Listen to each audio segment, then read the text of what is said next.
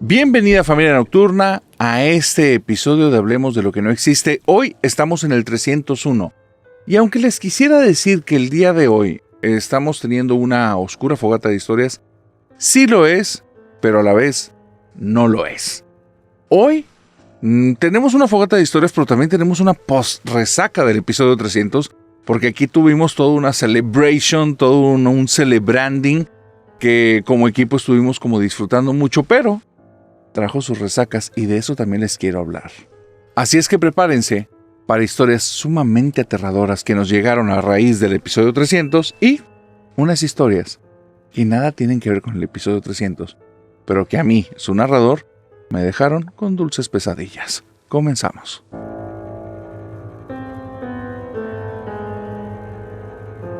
Querida familia nocturna, quiero comenzar contándoles como detalles que pasaron durante la grabación del episodio 300, que no son de corte paranormal, pero es algo que les quiero expresar, necesito ventilarlo.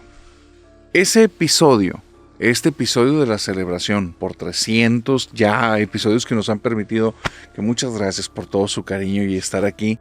Aparte, la próxima semana vamos a tener una celebración por 800,000 suscriptores de YouTube.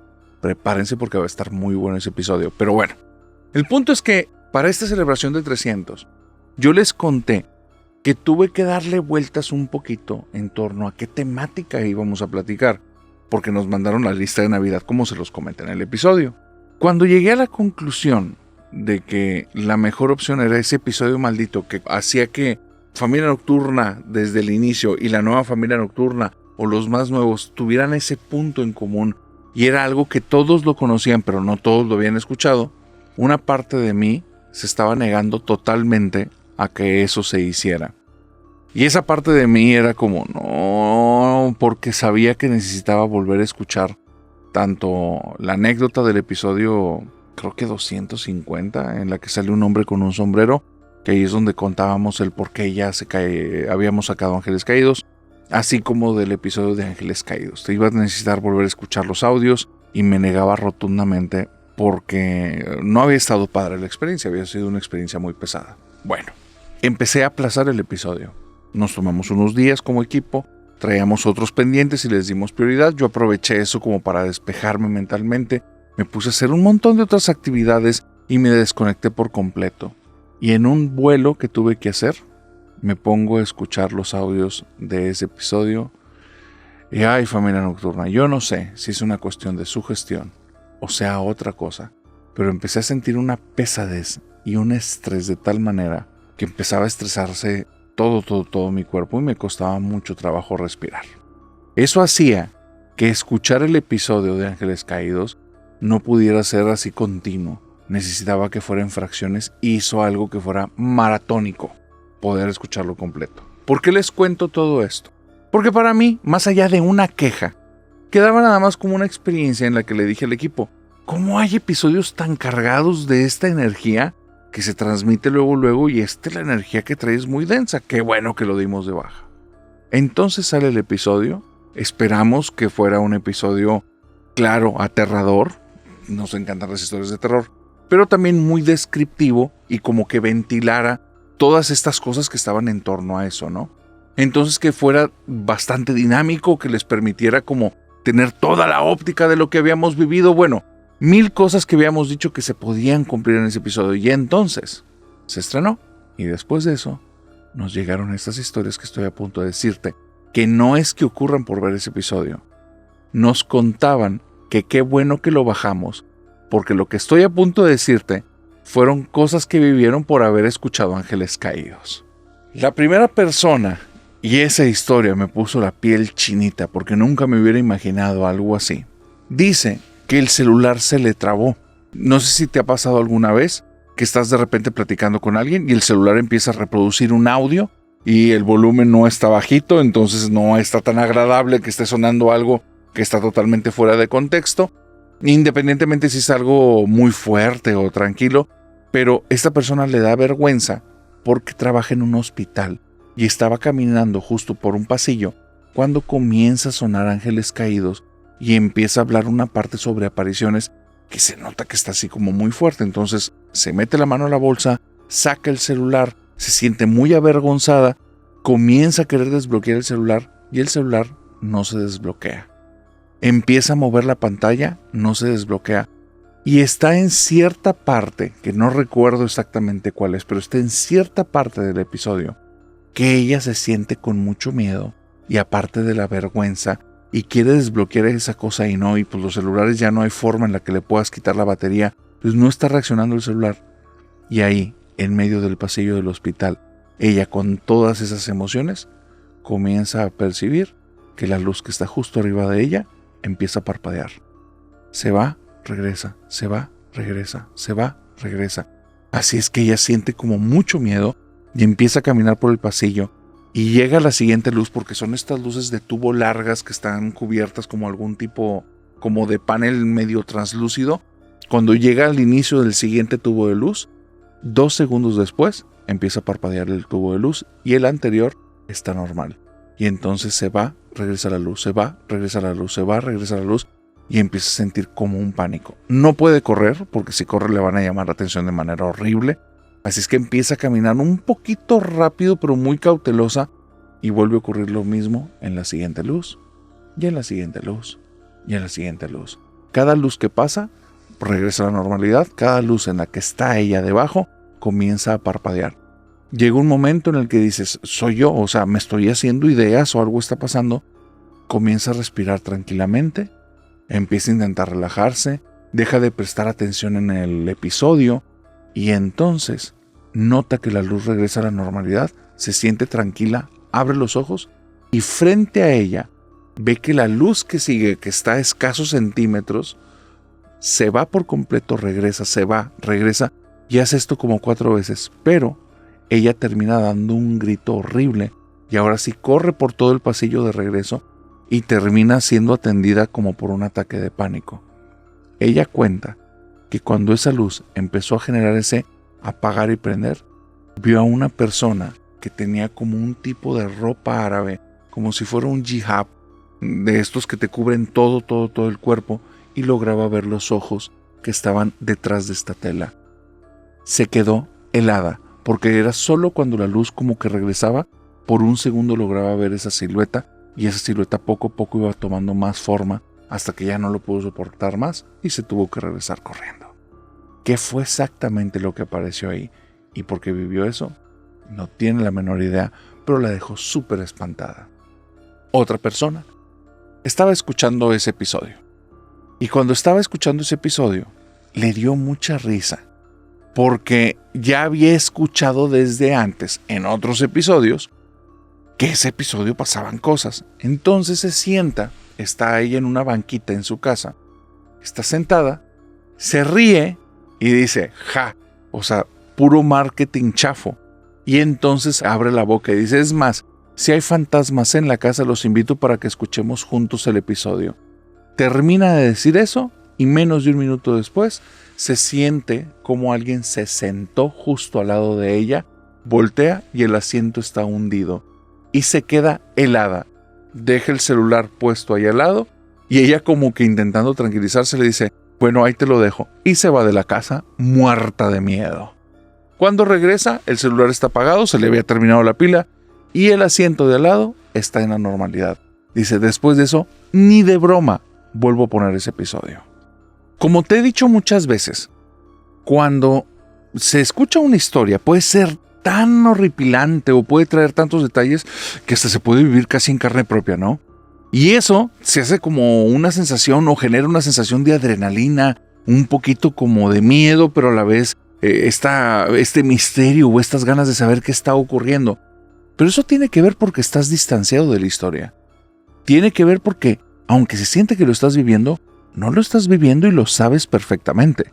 Sabes que se está recreando en tu mente, pero que tu cuerpo no está en peligro.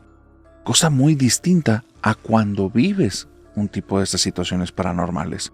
Porque es tan extraño, es tan absurdo, o es algo que es tan disruptivo que te quita toda la tranquilidad.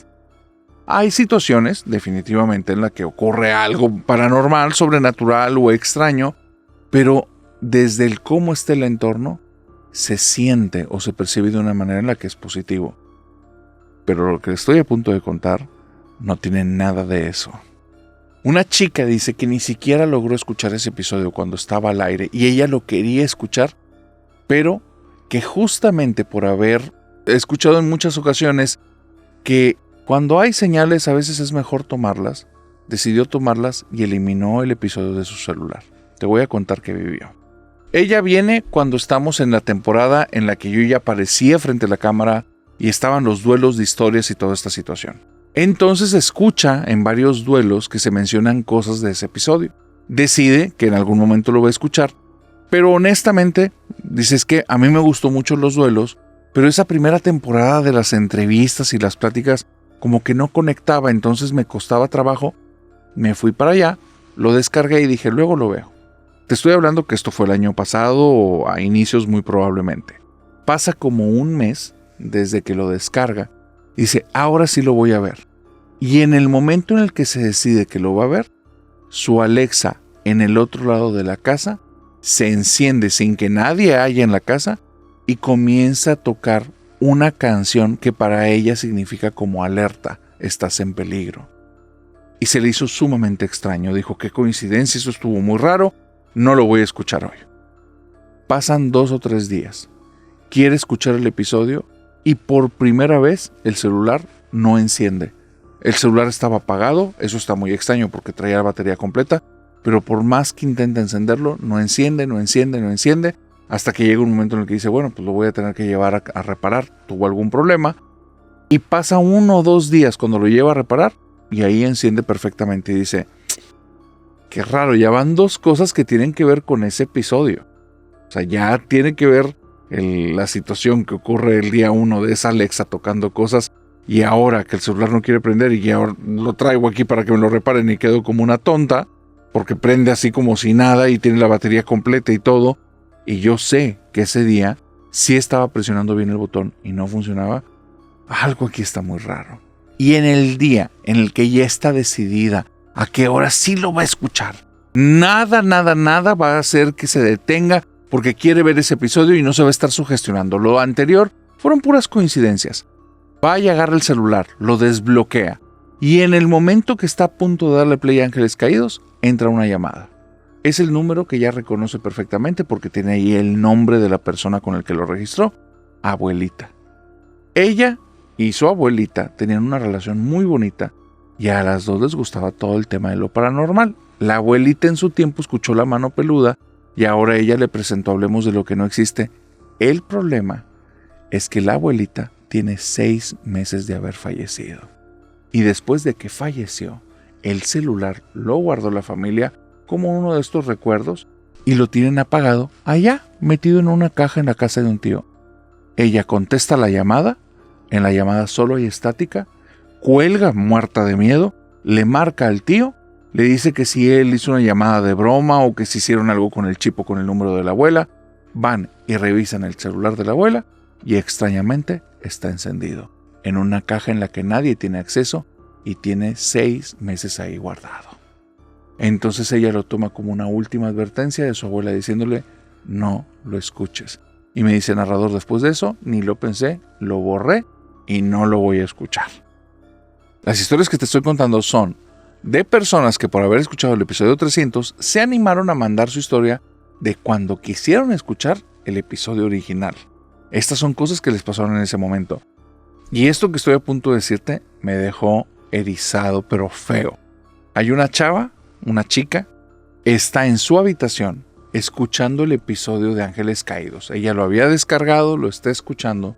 Y no recuerdo en qué parte del episodio está, pero ya está muy avanzado, está cerca del final. Y de repente comienzan a tocarle en su casa. Ella por precaución nunca se acerca a la puerta, ni abre ni nada, para que no sepan que está sola en la casa. Revisa desde una cámara en el celular, pone stop en el episodio, revisa la cámara y se lleva una sorpresa horrible. Ahí, enfrente de la puerta, hay una sombra negra, pero es pleno día. Ahí no se deben de ver sombras, se deben de ver los colores que está viendo en todo el resto de la imagen, el color de la pared, el color del piso, y lo que está viendo ahí es una sombra que está como media difuminada y vuelve a escuchar que le vuelven a tocar la puerta. Se muere de miedo porque la sombra no es como que estuviera tomando mala cámara y que de repente voltee y empiece a caminar y diga, fue como que un mal enfoque. No. La sombra frente a la cámara simplemente desaparece. Otra persona, un muchacho de cerca de unos 25 años, está en su casa. Quiere escuchar el episodio y tiene muchas ganas de escucharlo. Así es que él decide que se va a ir a bañar y como para ir calentando motores, como que perderle el miedito a tantas historias que hay en torno a él, le pone play, le sube a todo volumen, se va a bañar y era como que para que ya vaya generando un ambiente si es que pasan cosas que tanto dicen. Y él, cuando regresa del baño, se queda pero asustado, horrible, porque se asoma al cuarto y ve que está ahí su mamá al lado de la cama viendo el celular. El problema es que su mamá no está en la casa, se fue desde muy temprano y él, con mucho sigilo, se va caminando a la planta baja, revisa, el coche de mamá no está, sube las escaleras, el cuarto está vacío. Se mete, apaga el celular y dice, no hay manera, no hay forma que vaya a escuchar esto. Pero la peor de todas es esta. Y es la peor de todas no para ti, para mí. Porque tal vez es eso lo que provoca que cuando llego a escuchar ese episodio, que no espero volverlo a hacer jamás, se genere como que tanto peso encima. Una persona me manda algo que yo no lo había visto y tiene mucho tiempo. Esto no es a raíz del episodio 300, tiene mucho más tiempo. Y me dice, narrador, vi el episodio con Vero. Te quiero decir que no nada más estaba la persona que ustedes describen. No estaba nada más la persona alta, vestida de negro. Justo al lado de Vero estoy viendo algo que es muy alto, muy grande, muy oscuro. Tiene una cabeza enorme y está lleno de dientes. Esa cosa es la que está trayendo las malas vibras ahí. Y esa cosa es lo que está dejando su esencia en el episodio. Tengan mucho cuidado. Ese maldito comentario tiene cerca de 2 años. Desde que había llegado y no me había dado cuenta. Ahora que comencé a recopilar experiencias por lo del episodio 300, le di el escroleo hasta que llegué a los últimos, o más bien primeros comentarios que me habían mandado. Me topo con eso y dije, sí, qué bueno que lo dimos de baja.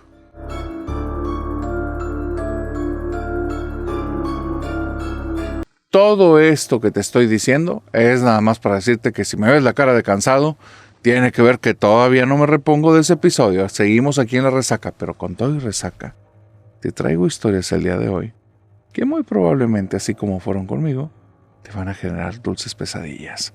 Quiero comenzar por una que me contaron directamente. Ya ves que te conté en este viaje que me puse a escuchar el episodio de Ángeles Caídos. Bueno, como en todos los viajes que me pasan, me pongo a preguntar a las personas a mi alrededor si tienen alguna historia. Y me contaron una historia que me encantó. No saben exactamente si la historia es 100% real, aunque la persona que me lo contó me dice, yo te lo puedo asegurar porque, aunque no he visto registros desde ese entonces, porque esto es de los años 70, yo lo vi en un periódico. Yo de ahí leí la noticia y eso pasó en un pueblito que está muy cerca de mi localidad. Ahí te va. Resulta que un día por la mañana empieza a repartir periódicos como era en estos tiempos de los 70s algo habitual. Y en esa repartida de periódicos o ventas en expendios o puestos que están muy cerquita de la calle para cuando pasan carros o cuando la gente va caminando, y hay un titular en el periódico. Hombre desvivió a Nahual, porque desde entonces ya YouTube censuraba también los periódicos. Entonces, esta persona me dice, narrador, yo en ese tiempo ni siquiera leía, no me daba tiempo para eso, no era algo que me llamara la atención. Se refiere al diario, al periódico. Dice, pero lo vi, me llamó tanto la atención que lo pagué, me lo entregan y leo la noticia. Y resulta que en un ranchito muy cerquita de ahí de la casa, había un tipo que es un taxista, que lo tenían apresado y al tipo lo iban a llevar para dictarle sentencia y mandarlo a prisión, porque él cuenta algo que está como muy descabellado, pero si lo vieras y si lo hubieras escuchado, porque después salió en la tele, te quedarías con la duda de si es verdad o no. El sujeto lo que cuenta es que él iba en su taxi, todo normal. Ya era bastante tarde en la nochecita y de repente en el camino ve a una mujer pidiendo ride, decide que no le va a dar ride a esa persona. Es una persona que no le da buena finta. Aparte de eso, en el lugar en el que está pidiendo el ride no es un lugar habitual para que pidan ride. Algo le dispara ahí una alarma que no debe de detenerse. Así es que él sigue adelante. Y entonces, ensimismado en los pensamientos, adelantito de él, reacciona muy lento, pero hay dos zorras que se están peleando. Dos animales tirados ahí en el piso se están peleando uno con el otro. Y él, aunque mete el frenón, los golpea, salen disparadas los dos pobres zorras. Y entonces él detiene el vehículo, se baja, va caminando y ya no hay nada que hacer ahí. Sin embargo, te vuelvo a decir, años 70 y se ve por esta persona, por lo que él sabe, cuando los ve dice, bueno, pues ya no están, pues ya lo hecho está y les pegué. Pues bueno, lo que voy a hacer es aprovechar sus pieles y él sabe trabajar ese tema. Así es que va, las agarra de la cola, las levanta, abre la cajuela del carro y las avienta adentro. Cierra la cajuela y decide que ya, el susto que se llevó por el golpe de las zorras, la persona ahí atrás, ya es suficiente. Así es que va directo a la casa. Va, mete el vehículo en su cochera, se duerme en la cama y al día siguiente se levanta, pero ya son cerca de las 4 de la tarde. Y él está sorprendido, nunca duerme tanto y se siente cansado, se siente pesado, es muy raro. Así es que comienza a avanzar el día hasta que le dan cerca de las 7 de la noche. Y a las 7 de la noche se acuerda, las zorras que traigo en la cajuela, por el calor, por la zona en la que vive, dice, no, ya se han de haber echado a perder. Y entonces no, el carro va a estar inusable, no lo voy a poder usar durante una temporada larga en lo que lo limpio, le quito sus aromas que a veces nunca se van. Entonces, ¿cómo le voy a hacer? Y todo preocupado se sale de la casa rápido, entra a la cochera, abre la cajuela y se espanta como nunca en la vida. Adentro de la cajuela no hay dos zorras, hay dos mujeres sin ropa, desvividas, muy golpeadas. Se nota que alguien las atropelló. Él, al ver eso, instantáneamente da parte a la autoridad y les dice, voy a llevarlas a un hospital porque no veo que tengan signos vitales, pero están aquí en mi cajuela, y les da la dirección del hospital y todo como un ciudadano responsable que está viendo una situación totalmente fuera de lugar. Las lleva para allá y cuando las revisan, pues lamentablemente no había nada que hacer. Y se lo llevan preso. Y al día siguiente es donde aparece esta noticia con este sujeto contando esta historia, donde dicen, pues al parecer ese sujeto desvivió a un nahual. O en este caso, 2. Solo como un complemento a esta historia que te acabo de contar. Esta persona me dijo que él le consta que ese sujeto, el taxista, acababa de salir de la cárcel después de casi 30 o 35 años, que tenía como unos 5 años de haber salido, y que él jamás dio otra versión en la que hubiera ocurrido otra cosa o jamás reveló. Él siempre dijo que lo que le había pasado es que había visto 2 animales en el camino y bueno, lo que ya te conté.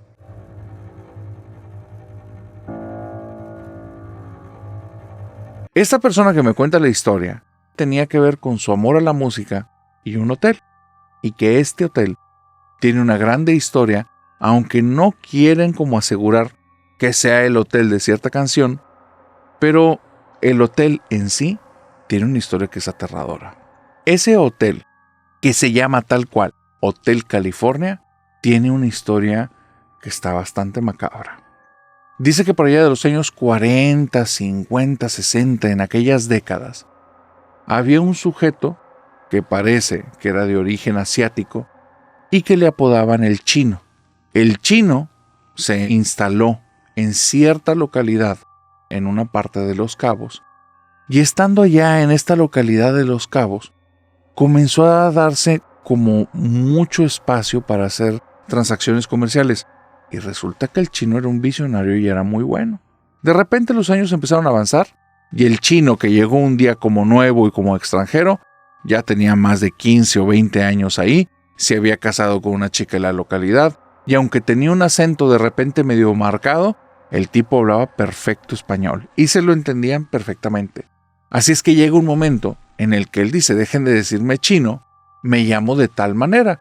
Ya ven que hay cierta tradición en la que los nombres que son difíciles de pronunciar para nosotros, ellos los cambian por un nombre como similar que sea fácil de pronunciar, y creo que se puso un nombre algo así como Juan.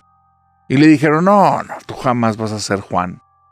Y por alguna situación le dijeron, tú vas a ser el Chino Tabasco. Y se quedó grabado el nombre de Chino Tabasco. Y él dijo, bueno, está bien, con Tabasco me quedo a gusto. Entonces lo conocían como el Chino Tabasco. Y el Chino Tabasco se empezó a hacer de una buena fortuna, al punto que llega un momento en el que se hace de un terreno grande. En el terreno grande construye una pequeña como posada. Y esta posada la tiene como dividida en dos zonas. Una zona que es como un tipo de tienda de conveniencia en la que venden abarrotes y cosas de uso diario, y después de cierto punto, en la posada va construyendo habitaciones, lo que termina transformándose en un hotel al que le ponen el nombre del Hotel California. En ese lugar, por alguna extraña situación que no logramos explicar y que nadie logra entender, se comenzaron a acumular un poquito de cosas con el paso de los años y las décadas. No te estoy hablando de moho ni insectos, estoy hablando de almas. Y ese lugar parece que las tiene ahí cautivas. Cuentan las historias que muchos años después del fallecimiento por causas naturales del Chino Tabasco, muchas personas que iban al hotel hablaban en recepción dándole las gracias o pidiendo que le dieran las gracias a cierta persona, cierto empleado de rasgos asiáticos que, hablando un perfecto español, les decía ciertos detalles del hotel o les daba ciertas indicaciones que eran necesarias para ellos tener una buena instancia. Cuando lo describían, era exactamente la descripción del Chino Tabasco. Eso no era horripilante. Las personas no terminaban de creer que realmente habían visto un fantasma. El problema fue el paso de los años. Con el paso de los años comenzaron fenómenos raros. El primero tenía que ver con los empleados de cocina. Los empleados de cocina tenían una alta rotación, porque todos los que se quedaban en la madrugada o los que llegaban más temprano, les tocaba ver lo mismo. Sobre cierta mesa en la que tenían harinas para hacer los panes caseros que manejaban ahí en el Hotel California, veían cómo comenzaban a dibujarse manitas de niño sobre la harina. Y estas manitas después recorrían parte de la pared y en ocasiones se veían huellas de piececitos en el piso. Nunca vieron a un niño, pero veían cómo se iban formando y cómo se iban marcando. Y era algo tan extraño y tan aterrador que las personas preferían salirse de ese lugar porque decían que estaba embrujado. Los años van pasando y ahora los afectados son las personas que van a hospedarse al hotel. Y hablan de 2 habitaciones que no tengo el número.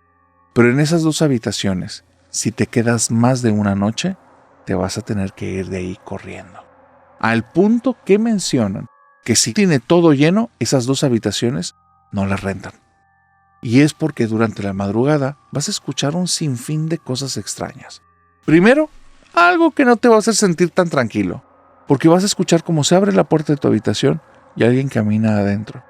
Pero si volteas, la puerta está cerrada y nadie está ahí, lo cual te va a hacer sentir tranquilo, porque vas a creer que eso está ocurriendo en otra habitación. Hasta que se abre la puerta de tu baño que está adentro y veas cómo se van abriendo las llaves de ahí, a veces de la regadera, en ocasiones del lavabo, y se quedan chorreando agua. Después de eso, si no te sales porque te sientes muy valiente o porque reaccionas muy lento, vas a comenzar a escuchar pasos mojados. Y si volteas al piso, vas a ver huellas. El problema es el tamaño. No es un niño, es algo bastante grande, que está ahí caminando alrededor de tu cama y muy probablemente te está viendo. También, si estás en la otra habitación, vas a escuchar de repente un pequeño lamento que va a parecer que es de alguno de los vecinos que está pasando un momento muy emotivo, hasta que comiences a escuchar que empieza a avanzar dentro de tu habitación y el lamento va a ir aumentando y aumentando y aumentando hasta que se transforma en un grito que se hace tan aterrador que te resulta imposible moverte y te vas a quedar paralizado. Eso es lo que cuentan las personas que han vivido dentro de estas habitaciones. ¿Qué es lo que guarda el Hotel California? ¿Por qué se quedan estas almas ahí o esos espíritus? Es algo que al día de hoy nadie termina de entender.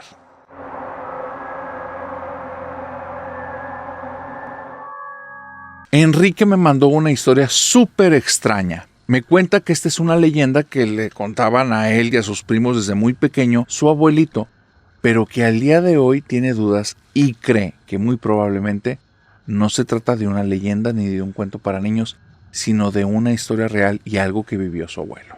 Su abuelo le hablaba de la historia de Fran y la casa de la buena fortuna.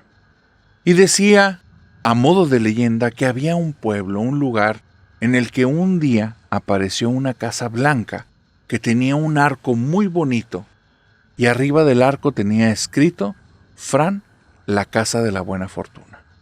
A las personas de este pueblito se les hizo algo muy extraño, porque esa casa, aunque sí existía el día anterior, no tenía esa fachada, no tenía esos colores y el arco no era tan pronunciado. Pero ahora, ese lugar era muy llamativo, destacaba del resto de casas de alrededor y las personas querían saber quién era Fran y cómo que es la casa de la buena fortuna. Pasaron semanas, el lugar estaba cerrado, no daba como indicios de que allí hubiera nadie, y de repente, un día, un domingo, justo después de la misa del pueblo de la plaza central, Fran, la casa de la buena fortuna, abrió sus puertas y dejó en la entrada a la vista de todos una estatua que dejó a todos perplejos.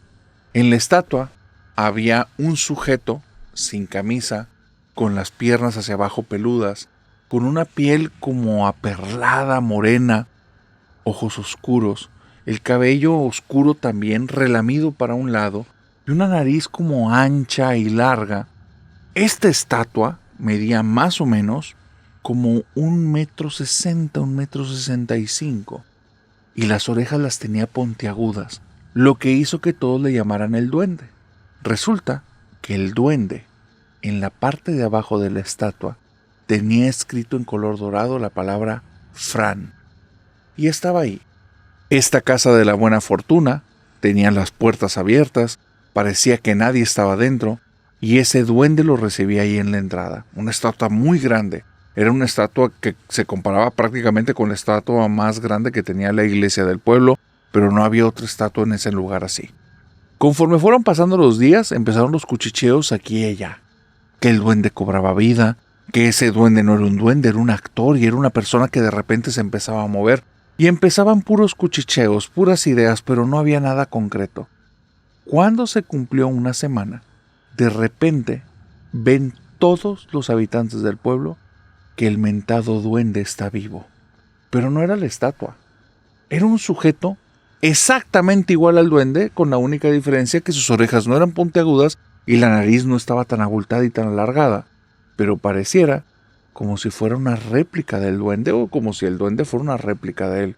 Un poquito más alto, tal vez unos 70, porque sí se destacaba tantito del duende. Habrá sido que el duende tenía esa parte de abajo donde tenía escrito Fran, quién sabe, pero un poquito más alto. Ese sujeto se presentó con el nombre de Olmo, y él decía que venía a este pueblo para traer la buena fortuna, que esta era la casa donde las personas iban a encontrar ahí la apertura de los caminos, iban a poder alcanzar esos sueños, esas ideas, esos deseos que tenían. Y la gente comenzó a creer que era un brujo, pero él decía que no, que él solo era un enviado de Fran y que él quería hacer que Fran llegara a todos y que por favor todos pasaran. En la casa de la buena fortuna había 3 habitaciones. Las 3 habitaciones al inicio estaban vacías, no estaban tan bien construidas, no tenían un buen color.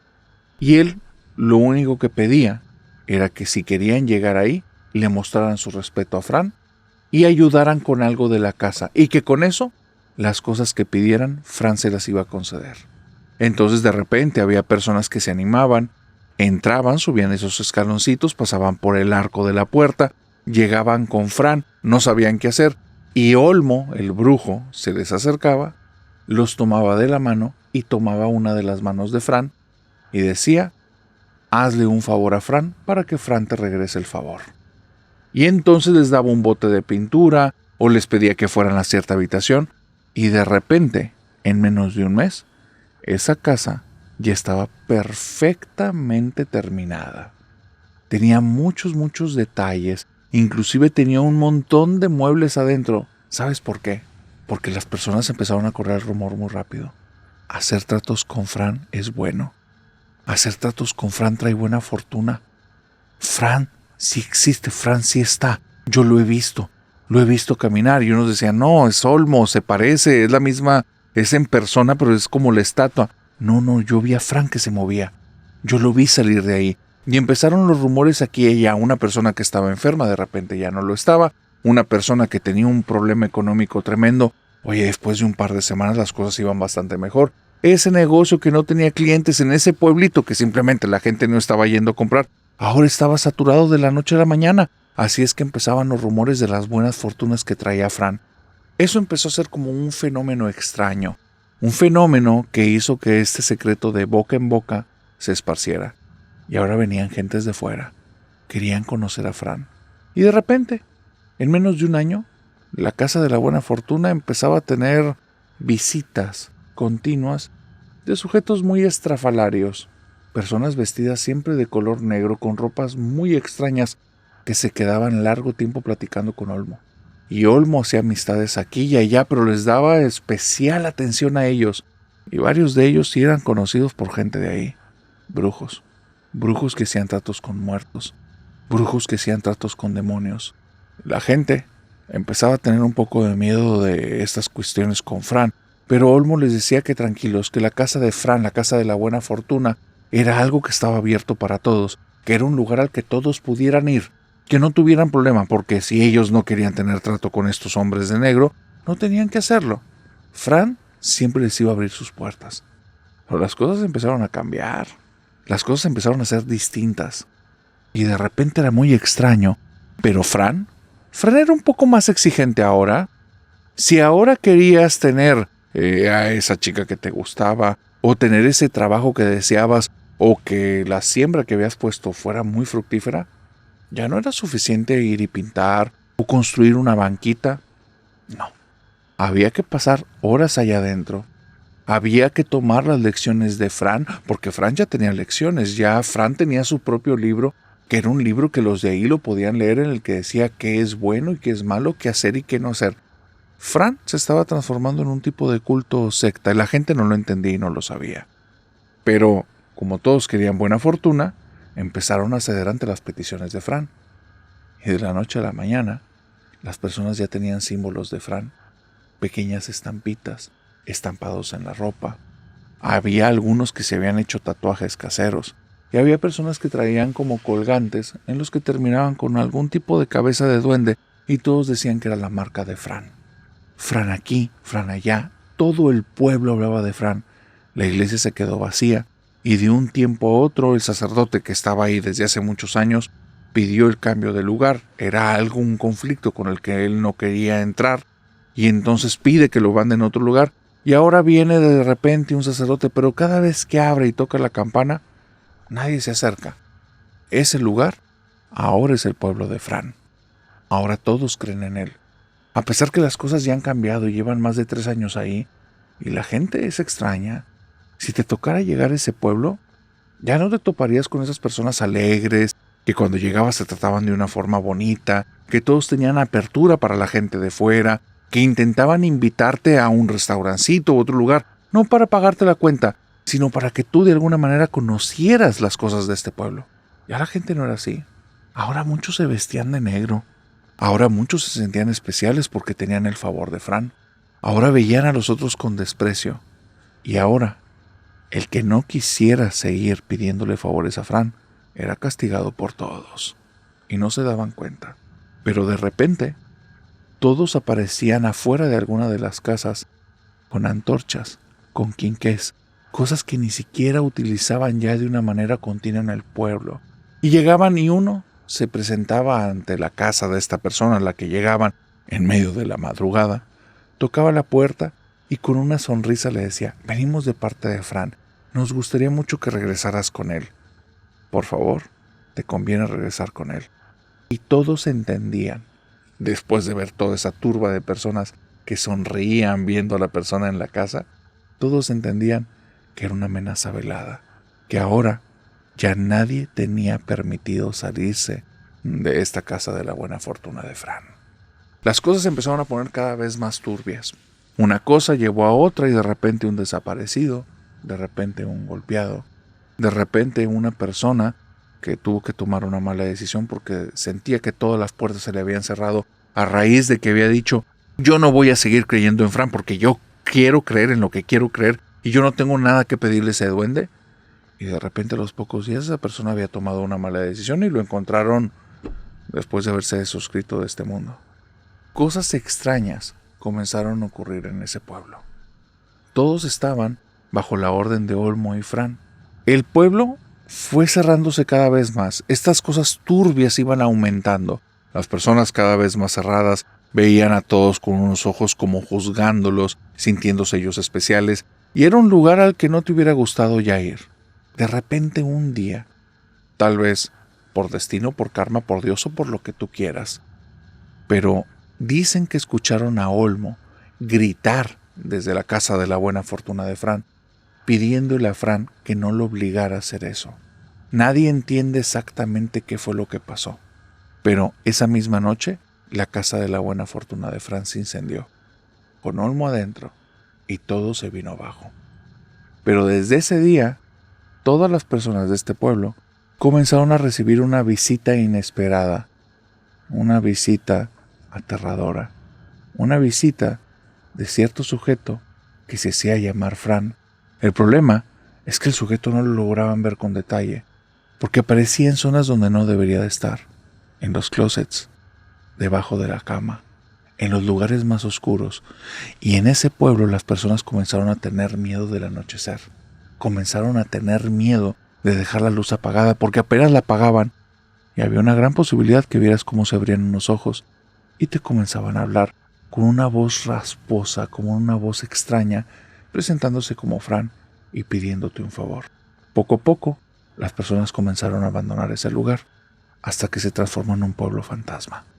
Nadie vivía ahí, salvo las personas que venían de fuera, y muchos contaban acerca que se toparon a un duende, a la sombra de un duende, o a un sujeto muy extraño que se hacía llamar Fran. La persona que nos manda la historia dice: narrador, yo estoy seguro que esto pasó en alguna parte, porque cuando ves a mi abuelo contar esa historia, hay un momento en el que le empieza a temblar la quijada, y es cuando te habla acerca de cómo se presentaban afuera de las casas con antorchas y quinqués. Yo estoy seguro que él era el que tocaba la puerta para decirles que fueran a la casa de Fran, o no les iba a convenir lo contrario.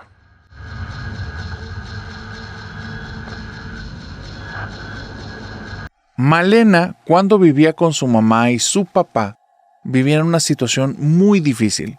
Tenía una prohibición que a ella le causaba mucho problema, porque ella desde siempre quiso tener una mascota, pero tenía estrictamente prohibido. En esa casa en la que estaba con mamá y con papá, no podía haber ni perros, ni gatos, ni tortugas, ni conejos. Y ella quería con todo su corazón un gatito. Pero nunca la dejaron.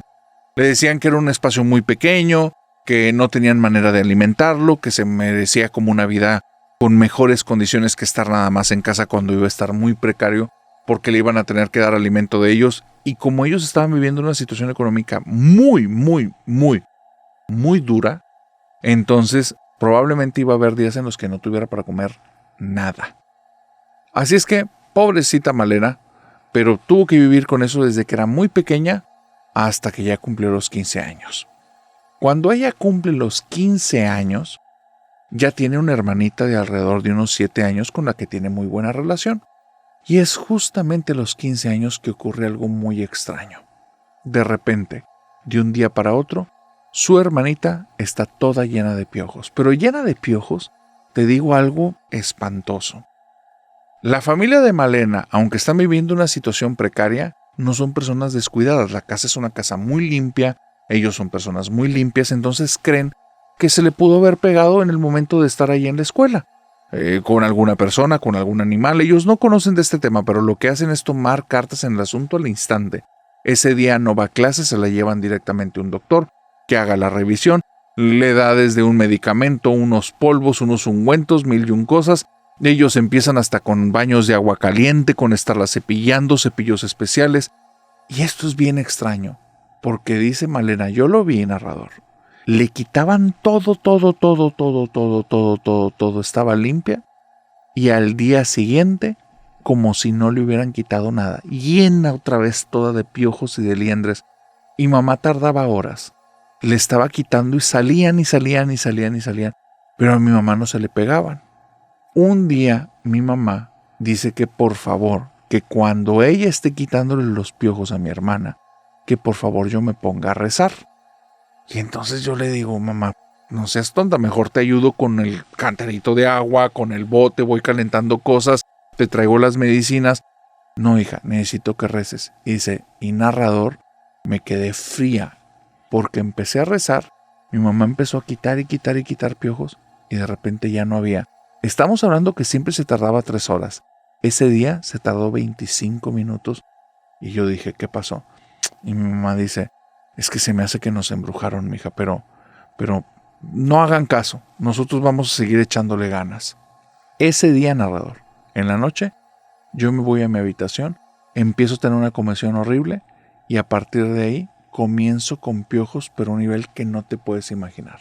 Vamos con un padre y nos hace oraciones, y no funciona. Un día no tenemos, otro día sí tenemos. Un día no tenemos, otro día sí tenemos. La casa la tenemos.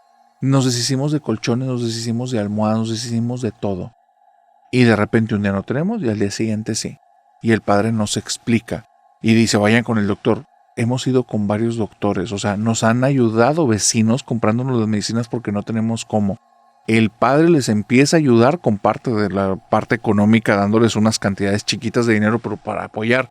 No les cobra nada por nada de lo que está haciendo, pero no está teniendo un efecto duradero. Y me dice Malena, 5 años, narrador, mi vida fue así. No podía tener trabajo. Yo quería trabajar desde los 15, 16. No podía tener trabajo porque me despedían. Donde de repente me empezaba a rascar o veían que algo se me movía en la cabeza, ese día patitas para la calle. De mesera, no, jamás. Así es que me puse a hacer diferentes cosas, manualidades, cositas que pudiéramos vender, y mi mamá se encargaba de estarlas vendiendo, porque ya llegó un momento en el que ya no pudo seguir con su trabajo por cuidarnos a mí y a mi hermana. Te puedes imaginar, mi hermana pobrecita, nadie se le acercaba, estaba totalmente aislada, nadie quería tener contacto con ella, y las maestras nos veían como con un coraje y un repudio. Se nos cerró todo. Mi papá, que estaba apenas como empezando a salir adelante, otra vez todo para atrás, unas deudas tremendas a raíz de los medicamentos y las cosas que teníamos que comprar, y todo por míseros piojos. La gente nos culpaba, creía que no hacíamos nada y no nos creía cuando les decíamos todas las cosas que hacíamos y todas las cosas que nos ponían. No lo creían. Y un día, narrador, voy caminando en la calle, yo me siento muy desdichada. Ya estamos hablando que a mis 20 años yo me sentía una persona como deshecha, quebrada, en la que no iba a haber ningún futuro para mí. Y cuando estoy pensando como puras cosas feas, no terribles, pero cosas feas como qué mal día y es que esto nunca va a acabar y cosas de este tipo, llego a una esquina que de repente me doy cuenta que estoy perdida, caminando como vagando en la calle, intentando despejarme, y escucho un maullido aquí en mi oreja, pero es un maullido muy bonito. Y entonces volteo y veo con mucha propiedad a un gatito sentado sobre los cuartos traseros. El gatito era negro, con ojos verdes, y una manchita en el pecho de color blanco. Pero lo que más me llamó la atención es que tenía unos bigotes, y lo tenía uno negro, uno blanco, uno negro, uno blanco. Y entonces me lo imaginé por un momento, como si eso fuera un traje largo, y eso fueran como unas teclas de piano, y entonces le dije, ¿cómo está, señor Bigotes? Y el gatito me respondió con mucha propiedad, miau, y se quedó ahí parado viéndome. Desde ahí, narrador, quedé enamorada, y todas las restricciones que me había dicho mi mamá y todo eso que le iba a pasar al gato, fui muy egoísta, lo agarré, lo cargué, y el gatito me empezó a ronronear en el pecho y se empezó a quedar dormido, y dije, señor Bigotes, te voy a llevar a tu casita, y desde ahí yo sabía que él era mi gatito. Lo metí a escondidas, llegué a la casa, me metí en mi cuarto, y entonces lo metí en mis cobijas y le dije, señor Bigotes, usted se va a quedar dormido conmigo toda la noche, si necesita algo me habla. Toda la noche, señor Bigotes, se me estuvo subiendo en diferentes partes del cuerpo y empezaba como a retorcerse, no hacía ningún ruidito, y empezaba a retorcerse. Cuando llegó al cabello, se hizo como bolita en mi cabeza y se quedó ahí como si fuera un turbante gatuno. Estuvo ahí el señor Bigotes y cuando amanecía al día siguiente, narrador, no tenía un solo piojo. El pobre gato parecía como si lo hubieran agarrado y lo hubieran zarandeado como si fuera la sábana de mi cama y la quisiéramos limpiar. Pobre gato, se veía cansado, deshecho. Y entonces yo me levanté y, señor Bigotes, ¿está bien? Y nada más me abrió los ojos y me dijo, miau, y se quedó dormido. Lo dejé descansar, le empecé a llevar comida, hurtadillas, era muy bien portado, no tenía como para comprarle arena o un arenero, así es que yo lo agarraba y lo sostenía con mis manitas arriba de un excusado, y ahí el señor Bigotes muy rápido entendió cómo era la mecánica, así es que yo les tiraba al baño. Nadie se enteró hasta después de 2 semanas que yo tenía ese gatito, pero se enteraron porque mi mamá estaba sorprendida y me decía, hija, ya no tienes piojos, ya no tienes piojos. Y entonces le dije, mamá, es que encontré el secreto, y salí del cuarto con el señor Bigotes. Y mi mamá está a punto de pegar el grito en el cielo, y le digo, gracias a él ya no tengo piojos. Tuvo la apertura para escucharme, no me creía, pero esa noche le dejamos el señor Bigotes a mi hermanita. Pobre señor Bigotes. Terminó el pobrecito, pero como gato revolcado. Y él lo hacía, solo se ponía en una parte de mi hermana, daba vueltas, se ponía en otra y daba vueltas, se ponía en otra y daba vueltas. Y mi hermana al día siguiente, sin ni un solo piojo. Yo también, ningún solo piojo. Y estuvo con nosotros el señor Bigotes 6 añitos. Un día se fue, no que haya partido a otro mundo, sino que ya no lo encontramos, no entendemos a dónde se fue el señor Bigotes, pero nunca regresaron. Y ahí fue donde mamá me contó la historia que nunca nos quiso decir. Resulta que su cuñada es una persona como muy agresiva y nunca había tenido muy buena relación con ella. Mi tía Maru es una tía de la que yo he escuchado hablar mucho, pero la he visto 2 veces en mi vida, y es la hermana de mi papá. Y la tía Maru tenía un negocio con mi papá, pero mi papá descubrió que ella se estaba robando dinero. Así es que le dijo que ya no le iba a ocupar más sus servicios, le dio una muy buena indemnización, y al día siguiente, por alguna extraña situación, se le caen todos los contratos a papá, le llegan unas multas de gobierno muy fuertes, multas inventadas pero que nunca pudo hacer nada. Mi papá no es abogado, estaba en temas como de construcción, y al final no puede pagar nada, se queda endeudado, y ahí es donde empezó nuestra mala racha.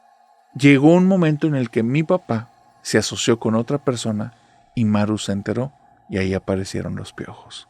Parece que la maldita tía Maru realmente es una maldita y que nos ha estado buscando fregar de un lado para otro. Así es que le pregunté a mamá que qué había pasado con ella desde que tenemos al señor Bigotes, porque las cosas habían ido ya mejor.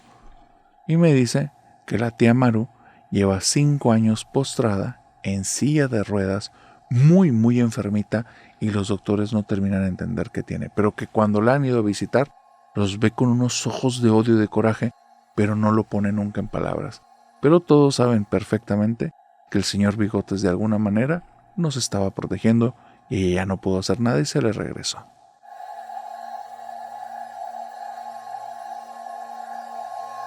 Orlando vive en una ciudad aquí en México. No sé qué ciudad sea, pero tal vez después de que escuches esto, tú sí la vas a reconocer. Él dice que en su ciudad hay una casa embrujada a la que todos le tienen miedo. No respeto, miedo 100%, porque hay demasiadas historias de ese lugar. Y ese lugar, hace escasos 15 años, era un salón de fiestas. Te cuento un poco el contexto. Originalmente era una casa muy grande, 4 habitaciones en la parte de abajo, 4 habitaciones en el segundo piso, un jardín amplio y un patio amplio. Los dueños eran 2 personas ya mayores, y al final, por situaciones como de hospital, de salud, necesitaron rematar la casa. No tenían hijos y necesitaban ya el dinero para poder sacar adelante esto. Así es que una pareja que estaba amasando dinero por varios negocios que tenían en la ciudad, unos comerciantes que se les daba muy bien como iniciar negocios nuevos, compran el terreno y lo transforman en un salón de eventos, un salón de fiestas. En muchas ocasiones al inicio era un salón de fiestas exclusivamente para adultos. Bodas, bautizos, celebraciones como de compromisos, cosas así. Inclusive hasta el gobernador fue a celebrarse ahí porque era una casa bonita, lujosa. pero rápidamente empezó a decaer. El mobiliario, mantenerlo siempre como de la misma manera, las paredes pintadas, el lugar que siempre esté muy bien y muy estético y muy a la moda, fue algo que no se les dio tanto. Así es que se dieron cuenta que le podían dar un giro. Cuando ya traían muy poquita venta, lo cambiaron y lo transformaron en un salón de fiestas para niños. Y ahí es donde ese lugar empezó a cobrar vida porque empezaron a pasar cosas muy extrañas. Cuando el salón de eventos estaba lleno de niños y sus papás, en más de una ocasión, los niños comenzaban a gritar, señalando hacia afuera en las ventanas. Las ventanas que daban hacia la zona del jardín, hacia la zona del patio, y decían que estaba lloviendo. Pero no era verdad. Pero era muy loco, era como si fuera una histeria colectiva, porque todos decían que estaba lloviendo, que estaba lloviendo. Y afuera era un día soleado, o tal vez chispeaba, pero no tenía por qué llamarles la atención. En esos momentos, las fiestas se acababan.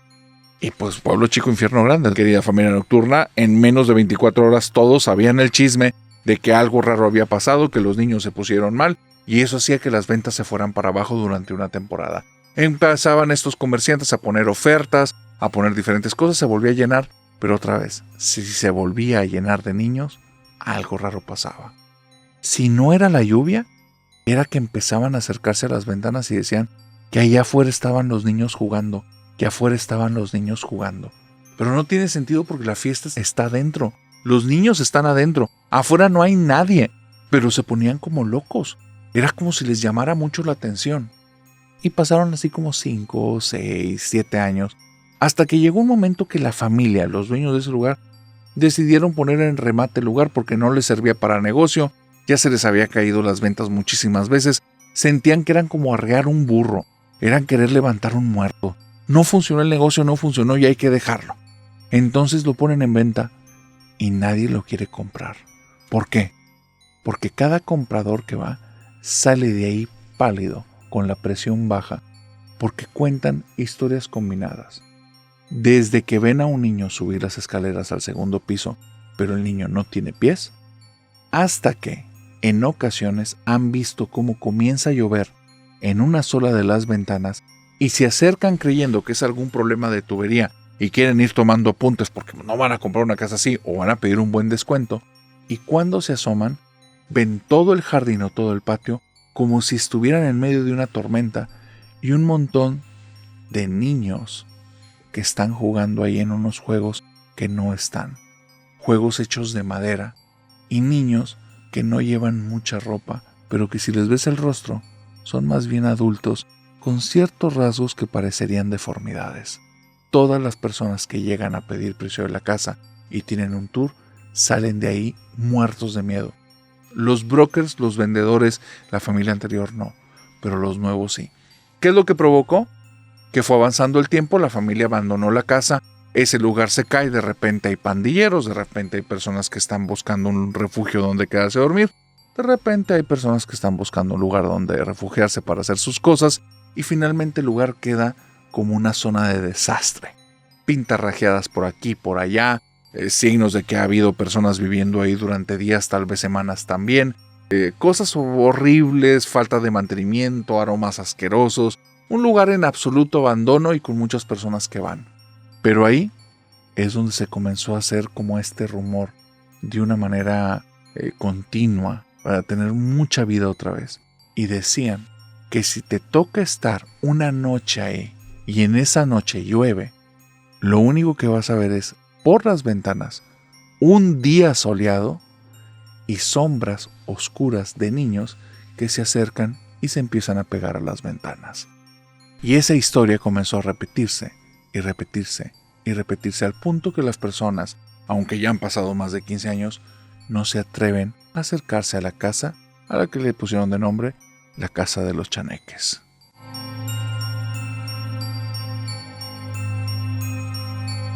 Cada vez me llegan historias más extrañas relacionadas a La Llorona, y esta que estoy a punto de contarte creo que está dentro de las más traumáticas que me han mandado. Hay un sujeto, un tipo, le vamos a poner de nombre Ulises, que él dice que el tema de lo paranormal, para él le resultan cosas tontas, cosas para gente mensa, excepto un tema. Solo hay un tema en el que él cree, pero él cree no porque sea una creencia familiar, sino porque él lo vio, porque lo vivió. Y la Llorona sí existe, y él la vio con sus propios ojos. Él cuenta que cuando tenía alrededor de unos 18 años, fue a visitar a un primo que es santero.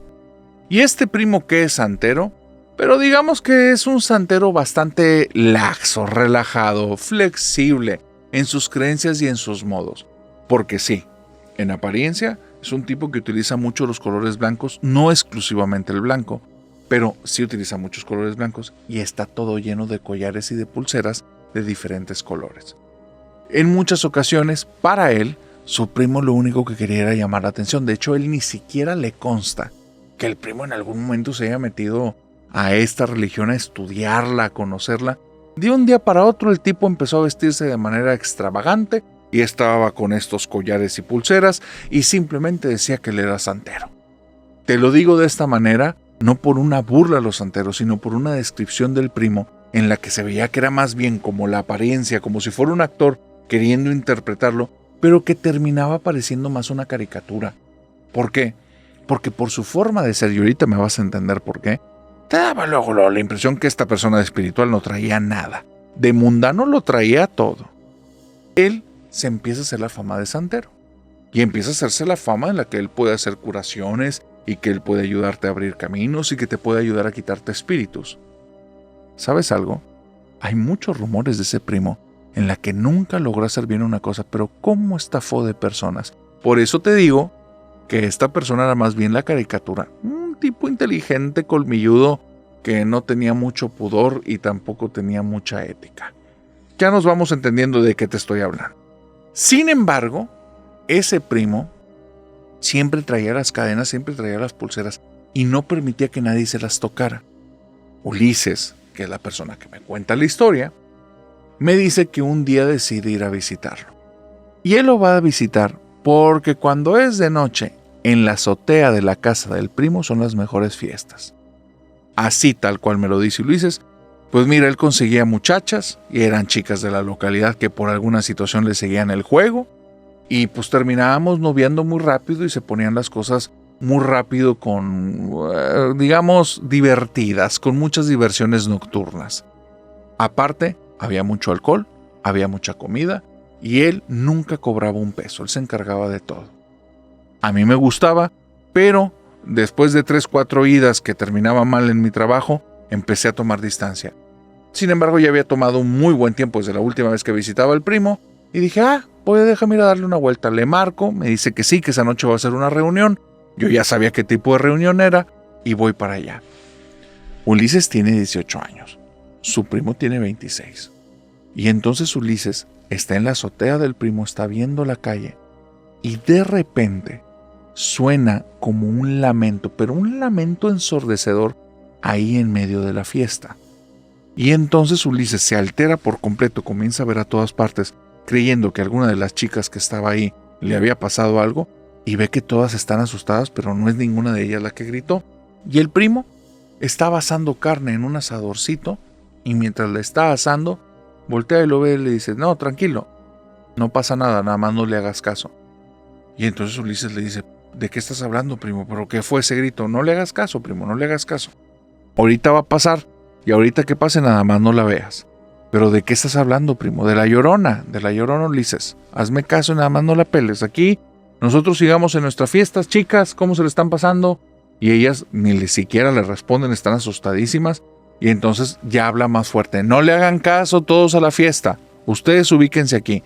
Y entonces se le acerca Ulises y me dice, narrador, me lo dijo en el oído, tú no te preocupes, estamos protegidos. Y se pega en todos los collares que trae. Dice, bueno, cuando dice eso y cuando se pega en los collares, entonces entiendo de qué está hablando. Por la mirada por hacia donde la tuve que dirigir para verlo, veo que en la calle viene desde lejos una mujer toda vestida de blanco con el cabello negro y viene caminando pero muy rápido. El problema es que no es un caminado normal, no es un caminado con cierto ritmo. Es como si una imagen estuviera fija y se moviera y barriera el lugar. O sea, se está deslizando en el aire esa cosa. Y yo logro ver cómo viene hacia acá Y mi primo me dice, quita los ojos de ahí, quita los ojos, primo, estamos bien protegidos. Y justo cuando esa cosa está a la altura de ahí de la casa de mi primo, es cuando se vuelve a tocar el collar. Y todos los collares, pulseras y todo lo que llevaba, no estalló, pero se hizo pedazos y cayeron todas las cuentas al piso, pero así, como si se hubiera desarmado todo, como si le hubieran arrancado los hilos a la vez. Y mi primo nada más voltea a ver el piso, se pone blanco, blanco, blanco, blanco, y voltea con todos y dice, vámonos, vámonos, vámonos de aquí.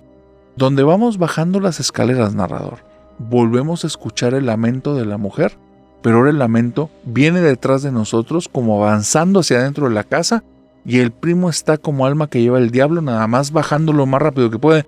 ¡Que nos vamos, que nos vamos, que nos vamos! No cerró nada, no dejó las puertas cerradas. Él se salió y se fue corriendo.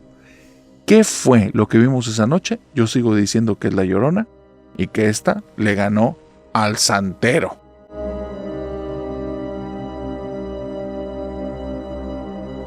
Y con esta historia, querida familia nocturna, hemos llegado al final de esta oscura fogata de historias y de la resaca del episodio 300. Así es que cuéntenme en los comentarios cuál fue la historia que más les gustó y por qué.